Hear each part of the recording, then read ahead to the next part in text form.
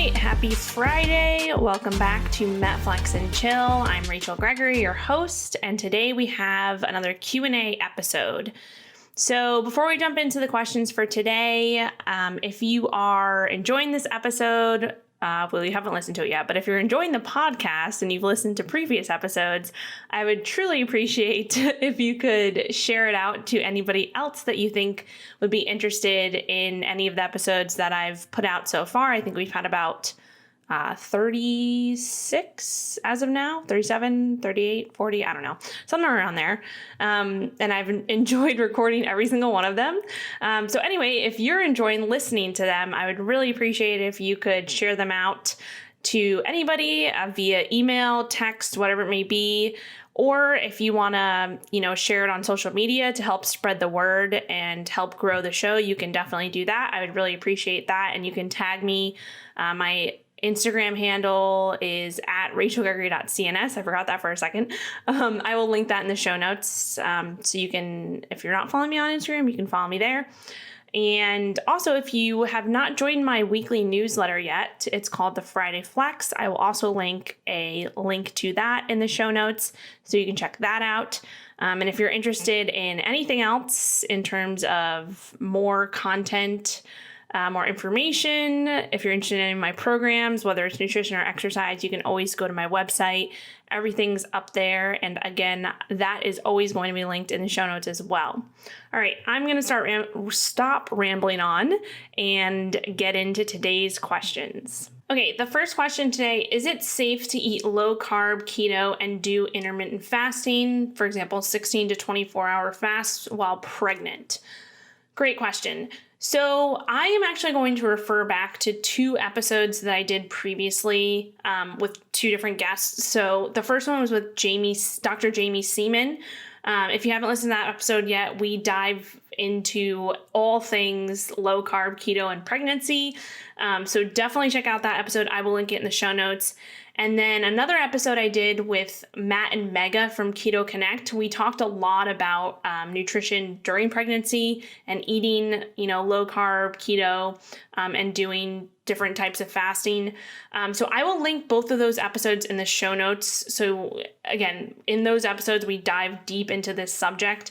Besides that, I would say I think it is definitely safe to eat low carb keto and do intermittent fasting while you're pregnant. But I think, and especially with kind of talking about that low carb keto portion of it, I think it's something that might even be preferential, especially with gestational diabetes becoming more and more prevalent these days. But the biggest thing we have to think about, and this is something that we talk about extensively in those two episodes, is just really focusing on not really like the diet itself, but more so focusing on, what the goal is of your nutrition during pregnancy, right? You are growing a human being. And so the main goal and the main focus is to make sure that you're getting enough nutrients, enough calories, enough energy to support that growth. Make sure you're getting enough high quality protein, high quality fats, staying away from, really inflammatory fats like vegetable oils and things like that. But I would say that, I think personally that it is safe, but I think it comes down to really focusing on not kind of putting yourself in a box of, keto or intermittent fasting, but really focusing on, are you getting enough nutrients? Are you getting enough calories? Are you supporting the growth of a human being as much as possible?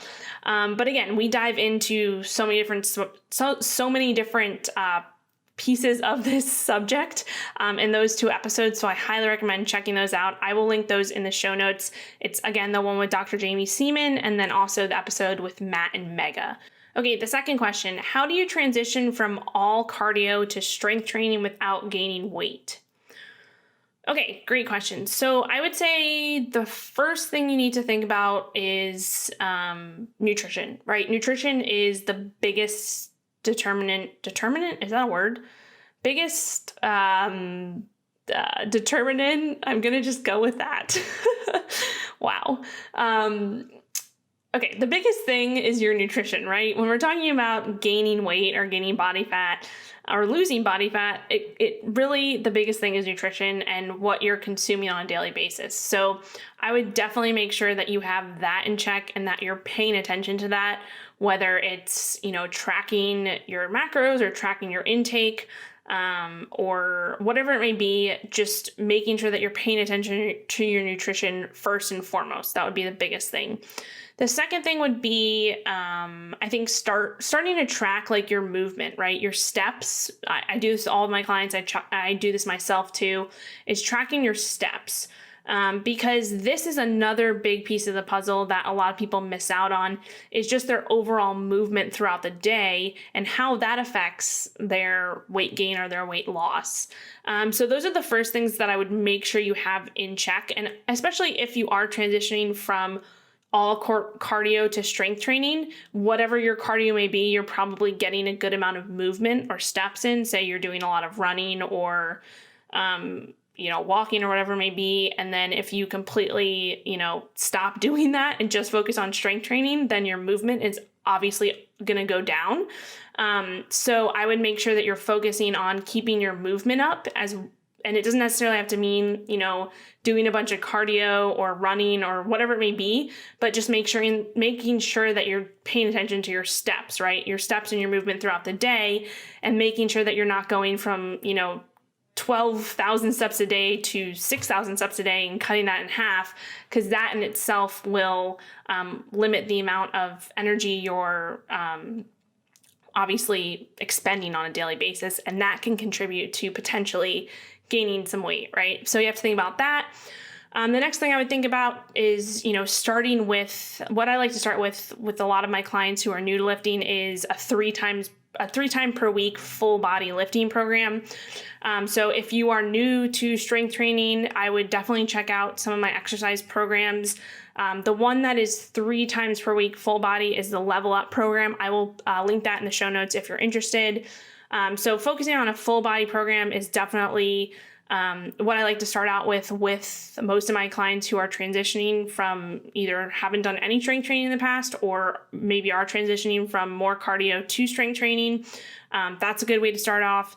And then another thing I'm thinking about is just like titrating cardio out week by week. So for example, if you're currently doing like an hour of cardio 4 times a week, maybe bring it down to 30 minutes 4 times a week, or maybe you're doing an hour 3 times per week,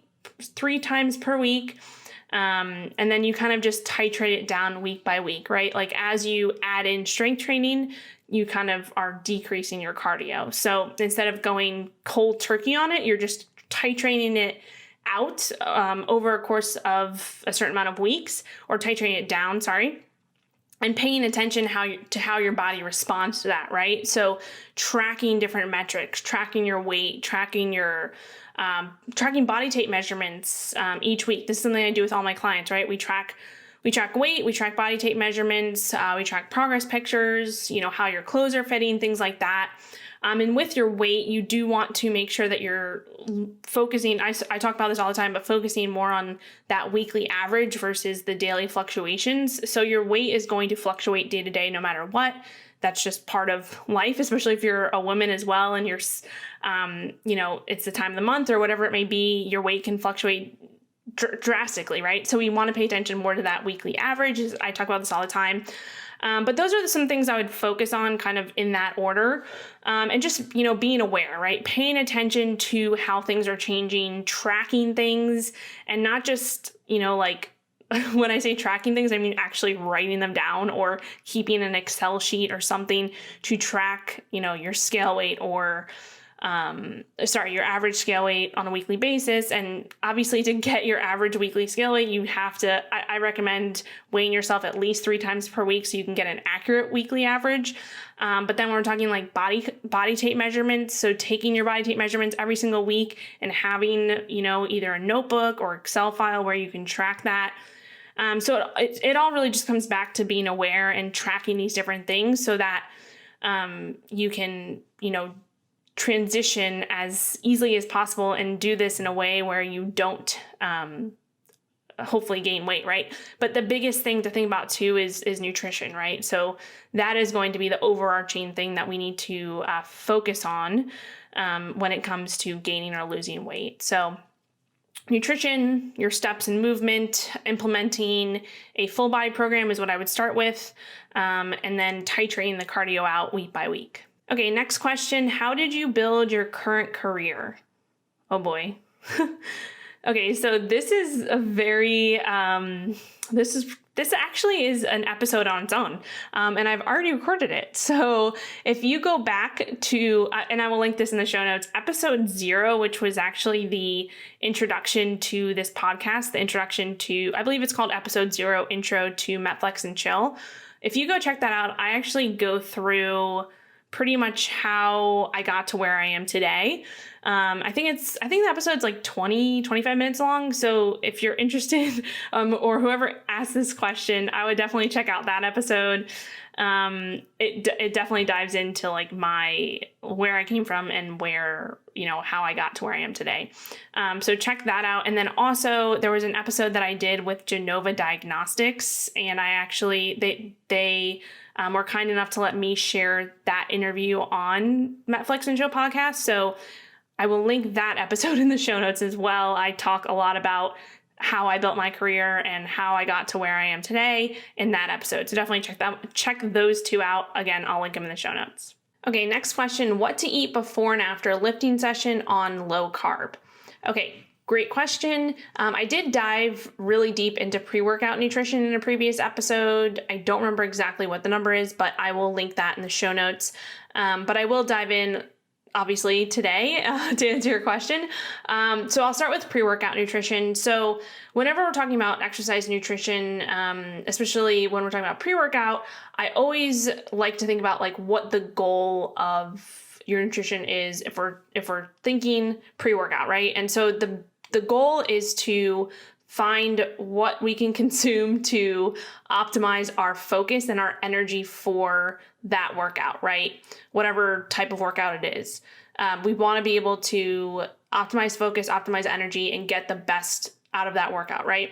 The second thing would be when we're talking about the foods that we're consuming is we want to consume foods that absorb quickly and support quick stomach emptying, right? We don't want to be digesting a ton of food during our workout. And this becomes more important the closer you get to the workout. So that's another thing to kind of consider, how much you're eating before your workout and whether you are having, a full meal. I would say and recommend, if you're having like a full on meal, probably consuming that like 1 to 3 hours before your workout is probably ideal. If it's more of like a smaller meal, like a snack or a supplement, you can have that closer to the workout. So, 20 to 30 minutes. But with all that being said too, it also comes down to you as an individual and what makes you feel best during that workout. Some people hate working out on, a full stomach. Like they don't like feeling full during their workout. Some people, so that means that either they have just a small snack or supplement, or maybe you're doing a fasted workout. Some people feel great fasted. Other people cannot work out fasted at all because they just don't feel like they have any energy. So with all that being said, it just comes back to you as an individual and what makes you feel best, right?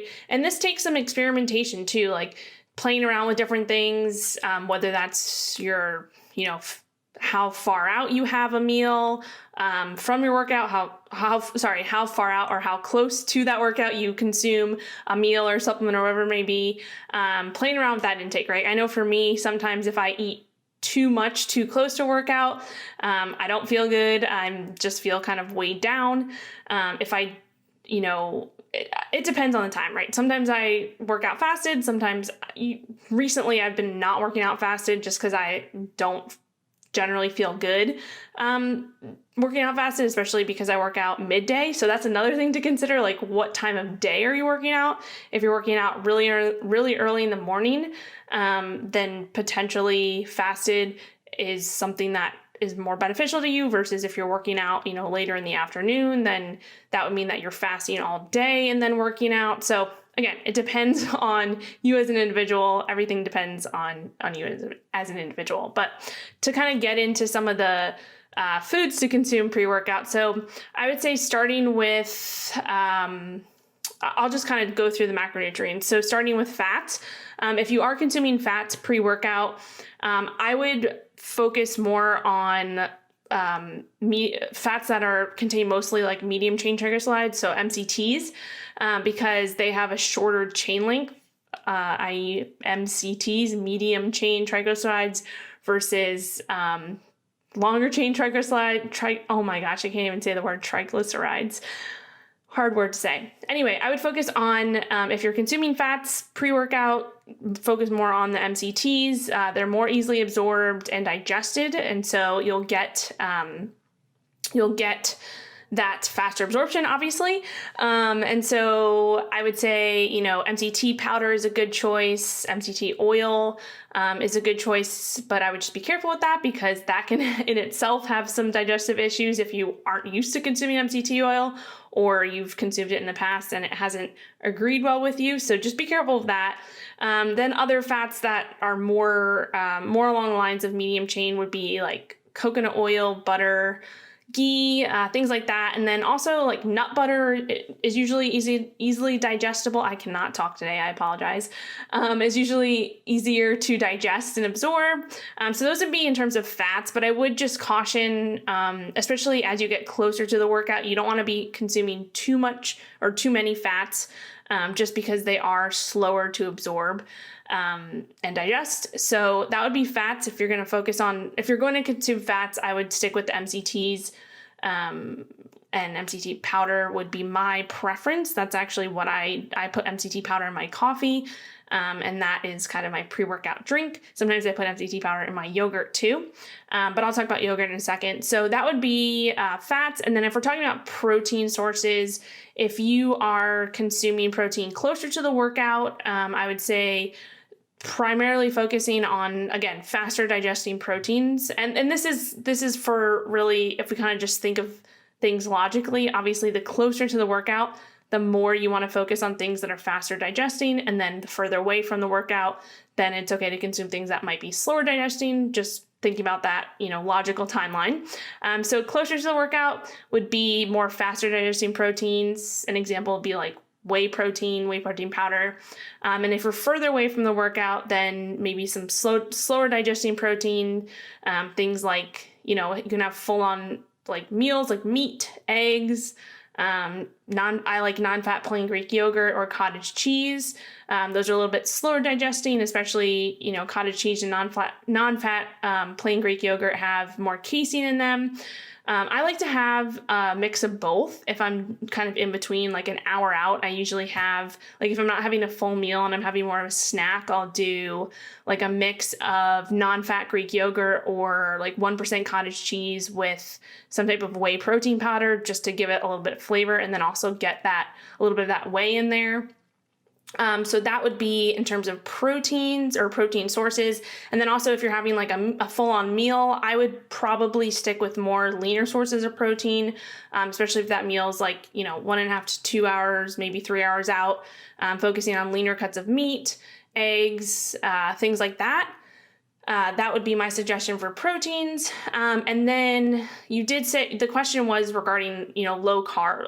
Well, the question was what to eat, before and after a lift on a low carb diet. So the thing here though is that low carb is such a broad spectrum, right? Are you talking about low carb as in, you're following a very strict keto diet, which is very, very low carb? Are you following a higher low carb diet, medium low carb?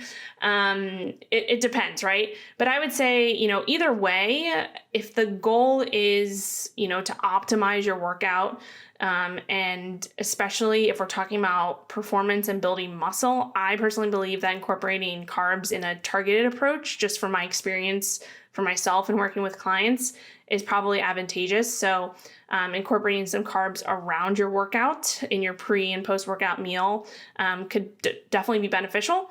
Again, it comes back to you as an individual. It comes back to what your overall goals are, where you're coming from, all of that. So, but if we are talking carbs and if you are including carbs around your workout, I would say personally recommend a combination of like starch and fruit. So if we're talking whole food carbs, in terms of starch, that would be things like, and this would be more of like a meal, having a meal, like I said, 1 to 3 hours out, probably like things like white rice, potatoes, squash, oats, rice cakes, things like that. Those would be more of the starchier carbs, and then combining those with fruit, things like berries, even like a banana or half a banana.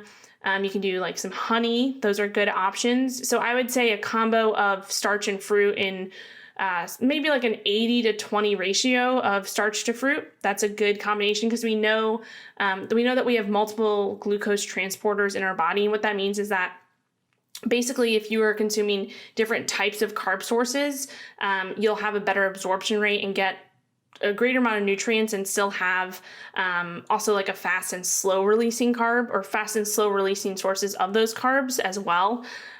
So that in itself can help. And that's when we're talking about more, obviously carb sources with food.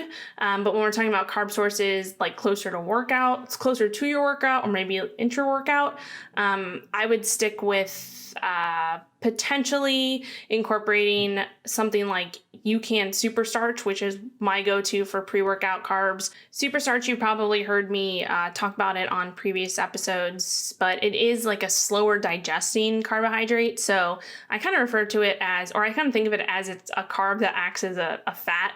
It doesn't have any effect on blood glucose, or it doesn't raise blood glucose or insulin. It's very slow releasing, and so it gives you kind of that slow release of energy.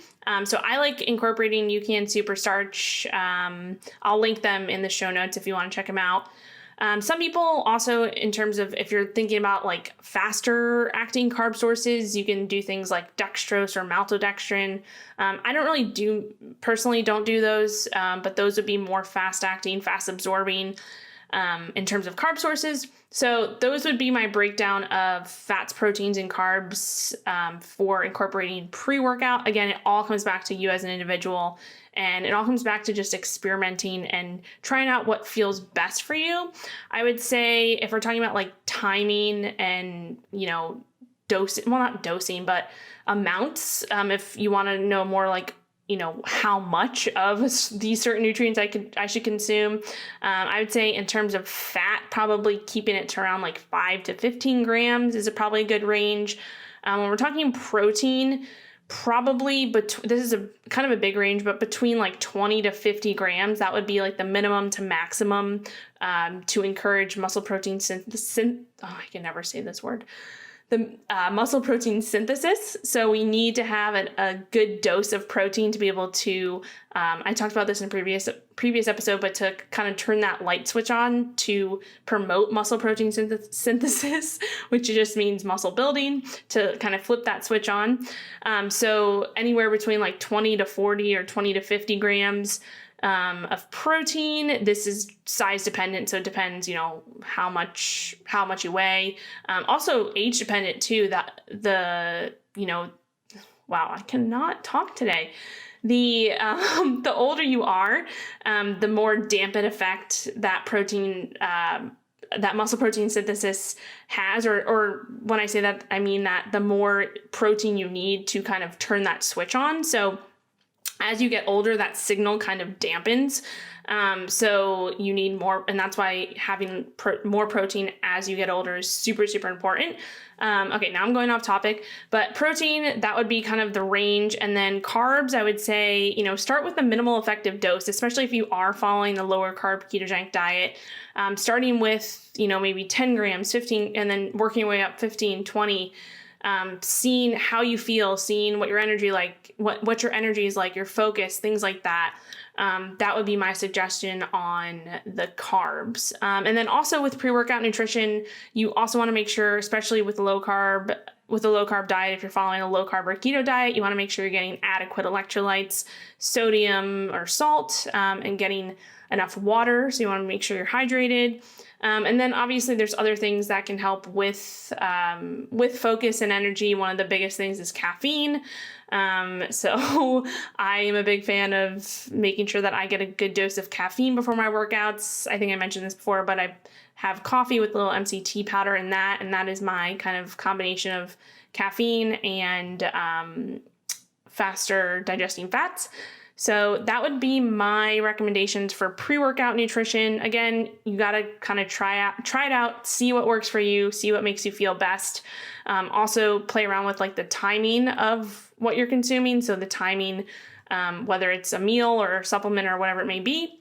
And then when we're talking about post-workout nutrition, I would say that we also have to think about the goals of post-workout nutrition too, right? So the goal of your post-workout meal is to, well, there's a few. One of them is to calm your nervous system, right? Get back into that parasympathetic state and bring that stress response down. So getting good nutrients to allow you to do that. The next one would be kickstarting the recovery process, right? So you just worked out, you just lifted and broke down your muscles, and now it's time to build them back up. So you want to have a good amount of nutrients to kickstart that recovery. And then something I just talked about is stimulating protein synthesis, right? So making new proteins and also avoiding the breakdown of also avoiding being in that catabolic state. So consuming protein can put you more into that anabolic state. Anabolic means, just building, versus catabolic is breaking down. So after your workout, you want to be in that anabolic state so that you can, all the hard work you just did, now we need to build those muscles up, right? So having adequate protein after your workout is super important. The timing of your post-workout meal, there's been so many different misconceptions and kind of a lot of different research that's gone on in this space. But ideally, I think it just comes down to consuming a meal consuming something within like between 30 minutes and even 2 to 3 hours after your workout. So the reason I say maybe not necessarily right after your workout is because you want to give your body enough time to get back into that rest and digest mode or that parasympathetic state. But also you want to take advantage of that post-workout window, which in particular that post-workout insulin sensitivity window. So especially if you are consuming carbs, you will be more insulin sensitive post-workout because you just kind of put your muscles and your body under all of that stress. So if you consume carbs post-workout, you can kind of suck them all up, or your muscles will not suck them all up, but a good amount of those carbohydrates will go to refilling muscle glycogen, which is important for future lifting sessions and things like that. So that's just something to think about. But in terms of post-workout nutrition, I would just say that there is a lot of misconceptions around like the anabolic window, right? So I just mentioned that anabolic is building. Anabolism is building up, catabolism is breaking down. So I don't think that there is, a specific time frame for that anabolic window. I do think that if you're getting a meal in within at least like 2 hours, that's probably a good place to be, 2 to 3 hours. But again, it doesn't have to be like you finish your workout and you have to immediately eat. I don't think that's beneficial, especially when we're talking about getting more into that rest and digest mode. So anyway, now I'm rambling, but I would just say, between 30 minutes and 2 to 3 hours post-workout is probably a good time to consume your post-workout meal. And then I would also say, I just lost my train of thought. If you are consuming protein pre-workout, right? If you had like a pre-workout meal or a pre-workout supplement or whatever that may be prior to training, that actually also reduces the need to consume food right after your workout too, right? Because you still have some of those amino acids circulating, you still have that nutrition and that protein in your system. So think about that as well. That's something that a lot of people don't think about either. But I would say the main focus for your post-workout nutrition is you want to be focusing on protein first, like I just talked about. So nutrient-dense, easily digestible protein, same as before your workout. You want to consume protein that is easily digestible. So things like chicken, eggs, beef, fish, those types of foods or those types of protein sources. And then you can incorporate some high quality fats in there as well, but also in smaller amounts. So just like pre-workout, we don't want to be consuming too much fat post-workout because that can slow down the digestion process a little bit. And we want to make sure that we are getting as much out of that post-workout meal as possible. So not saying that you shouldn't consume any fats, but you want to probably keep those in smaller amounts versus maybe if you're consuming more fats at other points in the day. So I would say, high quality fats, things like avocado, olive oil, nut butter, ghee, things like that. And then if you are, again, following more of a targeted ketogenic approach or a targeted carb approach around your workouts, consuming faster digesting carbs post-workout can be beneficial as well. Things like potatoes, white rice, taro, plantain, squash, those types of carb sources. Again, your body is more insulin sensitive post-workout, and it's primed to use those carbs to replenish that muscle glycogen rather than potentially storing it as body fat. So post-workout, consuming post-workout carbs is potentially more beneficial than consuming carbs any other time throughout the day. And then also thinking about the recovery process, right? So faster digesting carbs do spike insulin. And when we spike insulin, we actually blunt cortisol, which will help shift us more into that parasympathetic state or that rest and digest mode. And that can potentially help aid in recovery as well. So you want to think about that when we're talking about the types of carbs you're consuming post-workout and pre-workout, and if you are consuming carbs at all. So those are a few things to think about. And then also with post-workout nutrition, you do want to consume some salt as well. This is something that people miss, especially with low carb. You want to make sure you're getting a little bit of salt in that post-workout meal because sodium actually helps influence the absorption of nutrients. So in order to get those nutrients into your cells and absorb them, having a little bit of sodium as well can help with that. So, yeah, that would be my take on post-workout nutrition. What else did I want to say about that? Oh, in terms of like amounts. So I talked about amounts for pre-workout. So post-workout nutrition, in terms of protein, I would say focusing on about 20 to 50 grams of protein post-workout. This is, again, the minimum to maximum range for muscle protein synthesis. And this is also size dependent, like I mentioned. So I know that's a pretty big range, but depending on your body size, between 20 and 50 grams is probably a good place to be.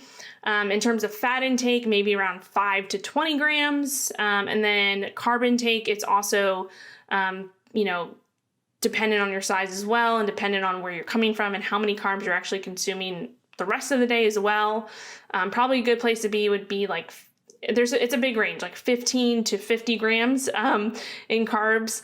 And then for salt, I would say like a quarter to a half teaspoon. So these are just general ranges, right? Everybody's different. Everybody's has a different overall protocol for their entire day nutrition. So that's something to think about too. But yeah, that would be my recommendations for pre and post workout, what to eat pre and post workout on a lower carb diet. And again, lower carb there's such a broad range. So you just kind of got to think about that. And yeah, that's my answer to that question. Okay, the next question is, do things like Genoplate, DNA advice for macros work? Mine recommended high carb. Okay, so, my answer to this question is really, I don't know. I'm not very familiar with these types of tests. I've never done one myself. I've never had clients do them. But I would say that I pretty much think that these types of tests are probably too good to be true in terms of their accuracy. And the reason I say that is because there's so many different things that go into, like our diets, right? And like our, nurture versus nature. And we're talking about the environment that we're in and things like that. And I think that these could have a role maybe in terms of genetics. And I do think genetics play a role in a lot of things, obviously. But when it comes down to, high carb versus low carb versus low protein versus high protein or things like that, I think that it really just comes back to, what you can personally to adhere to see results that you're looking for, right? And this is why, over the years that I've transitioned away from, being all about keto and being all about low carb is because I've gone through it and I've worked with people who have maybe had a lot of success on keto in the beginning, and then they didn't have great success.